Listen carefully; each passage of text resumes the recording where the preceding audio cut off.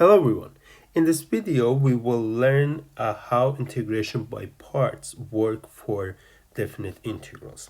Let me start by recalling that there's a difference, or what is the difference between indefinite and definite integrals.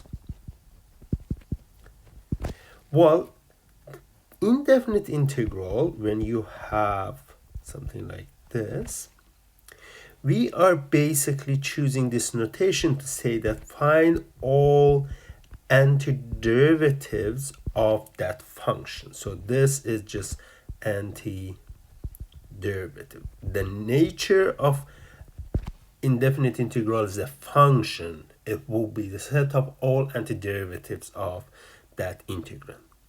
On the other hand, definite integral, which notationally it's very similar, but it has the integral has two bounds, two limits.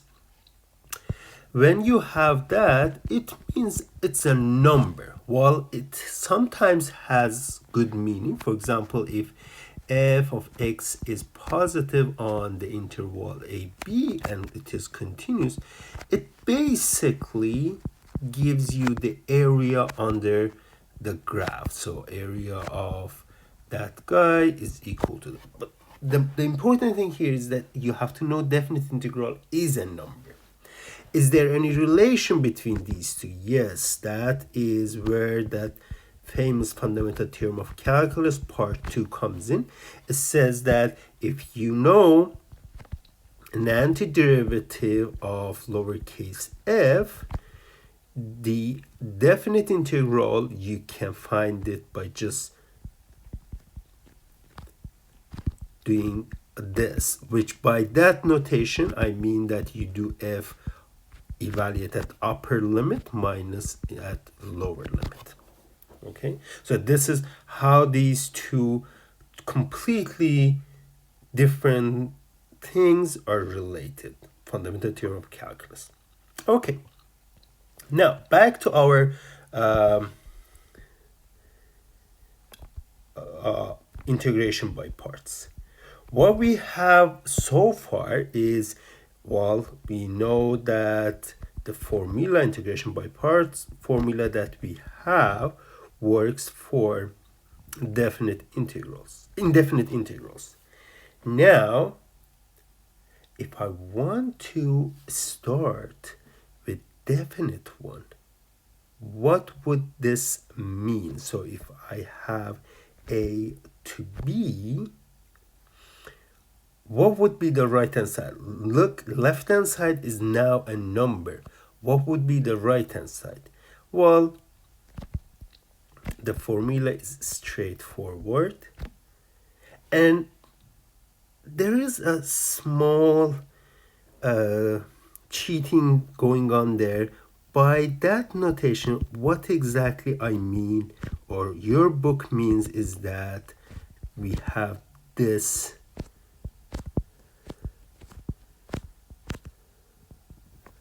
notations, or this mathematical work that you have to do. So A, B are boundaries for x. Well, we will write just like this one here, and the important piece is that when you're dealing with the definite integral and you want to apply integration by parts, you have to bring in that boundaries into the game. For the first part of the right hand side, you have to do exactly what you did here. So it means that this means u evaluate at b, v evaluate at b, minus u evaluate at a, v evaluate at a. That's the first part. Minus the second piece will be definite integral itself with the same limits for x as the starting integral.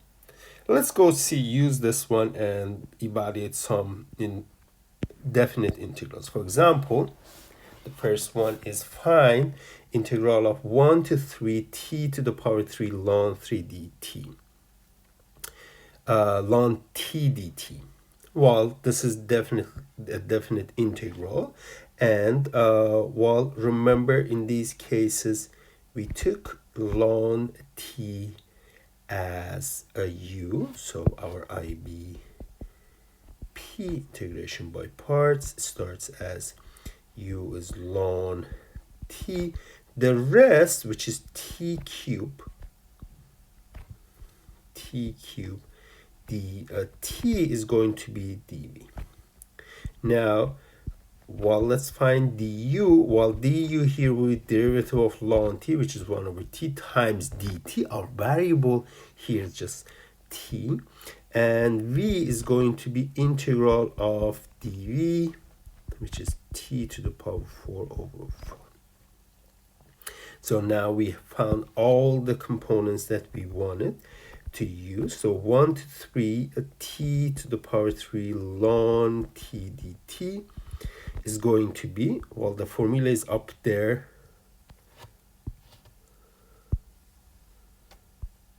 Okay, the formula is up there. It's very similar to the one we had before. So u times v, here is t to the power 4 over 4 ln t, but we have to evaluate it at 3 minus evaluate it at 1, minus integral of 1 to 3 v du. So here it's going to be t to the power 4 over 4 times 1 over t dt. Well, let me just write the right hand side and simplify it as I can. 1 to 3 minus 1 to 3. Well, this cancels with one of the powers. We have integral of t cube, that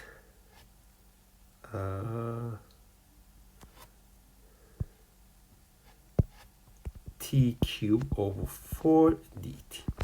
Now, these are just evaluating regular. The first part is just evaluating, means that plug in the upper limit first, 3 to the power 4 over 4 ln of 3, minus evaluate them at the lower one,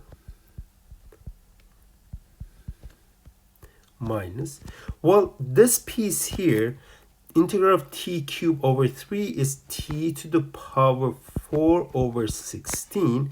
So I have t to the power 4 over 16 now evaluated on the upper limit, which will give me 3 to the power 4 over 16, minus evaluated in the lower limit, which is 1 to the power 4 over 4. And as you see, it is a number. Well, there are things to simplify here. For example, this ln of 1 is 0. This will go away. And that's it. Yeah, that's the only thing I can simplify. And I will write the rest as it is. So 3 to the power 4, well, which is 81 over 4 ln 3, minus, here I have again 81 minus, you see, if I find the common denominator here, 16, this will be minus 4 over 4. So let me simplify that. Yeah, right, 77 over 4. So that was after simplification. So that's the number we were looking for, and we were able to find using the integration by parts. The second example is asking about the area under the region, area of the region under the graph of a function. The function f of x equals to x plus 1 e to the power x. This is an interesting function to sketch. You have the tools from Calculus 1000 to sketch such a function. But here you will see that the function is something like that, and then goes up at -1 and then goes like that. It's a just easy example to do, but for us the important part to see is that from 0 to 3 the function is above x-axis, and the area is going to be given by just integral of that function from 0 to 1. Now that we set it up, the area as an integral, we want to solve that. But what we notice is that this is one of the classes of functions that we can integrate using IBP, integration by parts. And if you have a polynomial times e to the power x, the best thing is that take u to be that polynomial, take dv to be e to the power x dx, then du is going to be just dx, and v is going to be integral of e to the power x dx, which is e to the power x. Now I can continue here. Let me go with the black again. So this will be u times v, so x plus 1 times e to the power x, go from 0 to 3, minus integral of 0 to 3 e to the power x times dx, and that's what we have. Well, here is now easy to evaluate because I know integral of e to the power x is e to the power x, and I use fundamental theorem of calculus and write the definite integral as you see. Now here means that evaluate everything at the top limit minus evaluate everything at lower, minus do the same thing up there, and the result is going to be 4e cubed minus 1 minus e cubed plus 1. See, this minus multiplies, so these two cancel out, and we have 4e cubed minus e cubed. It will be 3e to the power 3. So fundamental theorem of calculus here comes in. So if you don't have, it's not fresh, just go back, check it again. But IBP, integration by parts, works for definite integrals as well, and the formula is very similar, but the numbers comes in and play a very important role.